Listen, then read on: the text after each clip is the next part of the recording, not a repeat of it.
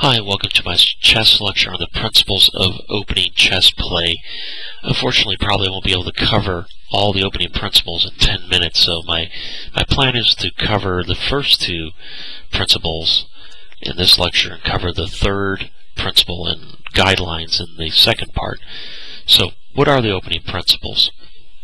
Well, I'm going to cover them more in detail, but I'm just going to tell you what they are and then cover them. The first one is control the center. Okay, control the center. The second one is develop your pieces. The third one is king safety. I just want to say that you as you play or in the next couple weeks, you should be able to basically repeat these to yourself. And if someone were to sit down and go, hey, what are the principles of opening play? You should be able to sort of rattle these off real quick. And hopefully you'll be able to apply them to your game. It's one thing to know them, a second thing to apply them to your game. But first you have to know what they are before you can apply them. So the three principles are controlling the center, developing your pieces, and king safety. So let's cover controlling the center in more detail. Okay, so what is the center? Well, let's define what the center is. Well, here I list the primary squares. They're d4, e4, d5, and e5. There are these four squares right here. These are the center squares. These are the squares you want to control. What I mean by control is you want to have a piece sort of attacking or threatening the capture if something goes there. Okay, so that means we place a piece or a pawn to where if an opponent's piece were to go to that square, we could capture it. That's sort of what we mean by controlling. We want to be able to say, we own the square, you can't move there. Okay, so that's what's meant by sort of controlling the center or controlling those four squares. And why do we do this? Well, my first note is the center allows our pieces to be moved to any part of the board more quickly. It's all about what we call mobility in chess, meaning a piece reaches its maximum moving potential. What I mean by that is if you were to place any piece in the center of the board, it's in most cases it's going to be able to make the maximum number of moves that it can.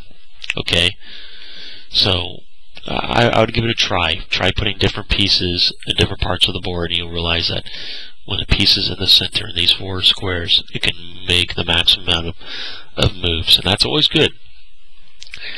So now the second reason is that an attack will most likely travel, I use the word travel in quotes, through the center. Meaning, if you're here, you can pretty much attack, if you had a piece here, you can pretty much attack any part of the board in one move. Okay? Now if you didn't control the center, let's say white controlled the center, black would have to, if it wanted to attack the king, would have to sort of come to the side and then attack. Sort of maybe taking two or more moves. Now if you think about it, if I told you, oh, I get 2 moves for every one of your moves, you'd say, well, that's sort of unfair. And that's sort of what's happening when you control the center.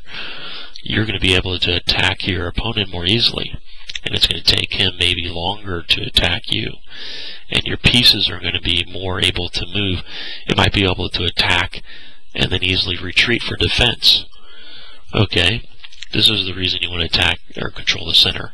And as a military example, controlling center is like controlling the high ground in warfare.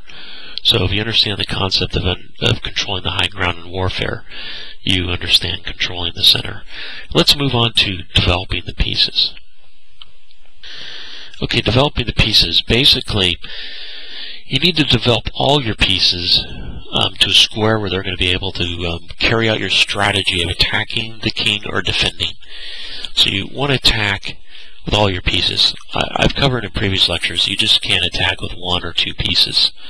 It's sort of like a military example of you just don't attack your enemy with the infantry. You use the infantry, the artillery, air support. Chess is the same way. You want to attack with everything.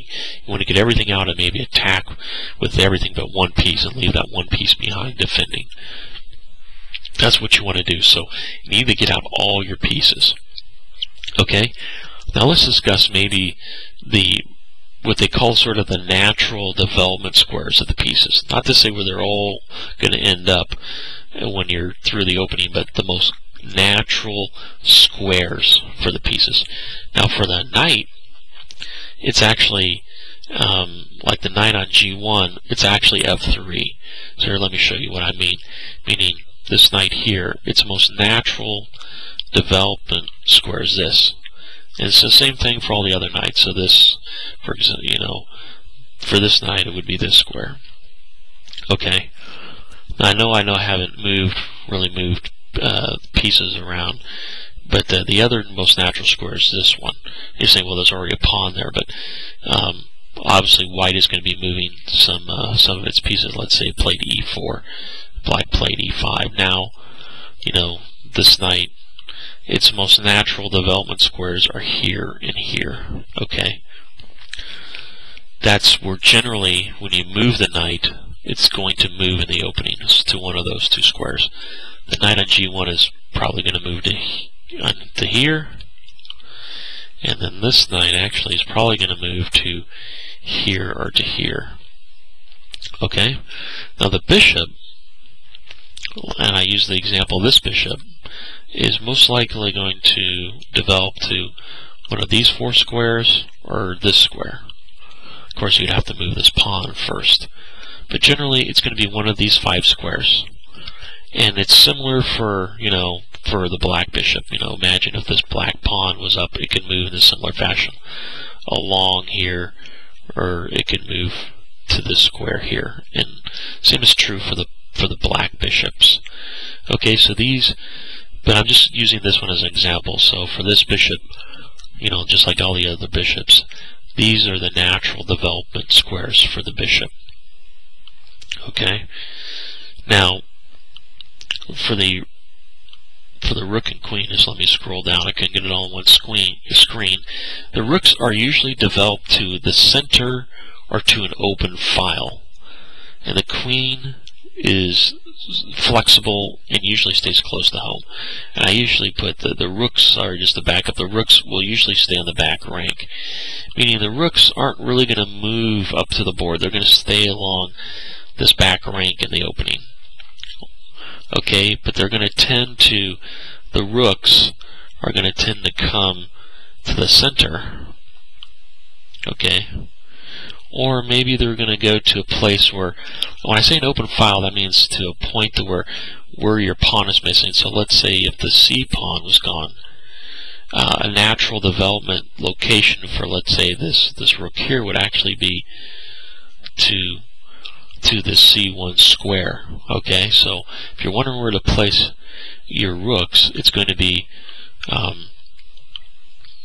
one of these 2 squares in the center, or behind or on the back rank to where there's a location where there's a pawn missing. Okay, the queen is going to stay close to home, meaning it's typical development squares. Maybe one of these squares. Now, I've seen many different things, okay, and it can even come out here. It's all over the place, but it tends to stay a little bit close to home. So if I look at a lot of openings, I think I sort of see a pattern of when it first develops, it comes to one of these 3 squares. Not to say this is where you're going to place it. The placement of the queen is extremely flexible and depends on the opening. Okay. So let me just go through an example real quick. So, and then in the next lecture, I'm actually going to cover the last opening principle and some guidelines, but just want to show you a quick real opening and see if you can spot the natural development. So the pawns come out. Notice how this knight develops to a natural square. Look, black developed to a natural square. The white bishop comes out to a square, I said. And this is actually called the Italian opening. And look how the bishop comes out to a natural square. There's actually a principle of castling, which we'll cover in the next lecture. Look, the black knight comes out to a natural square. Pawn move. Castling. Bishop comes out to a natural square.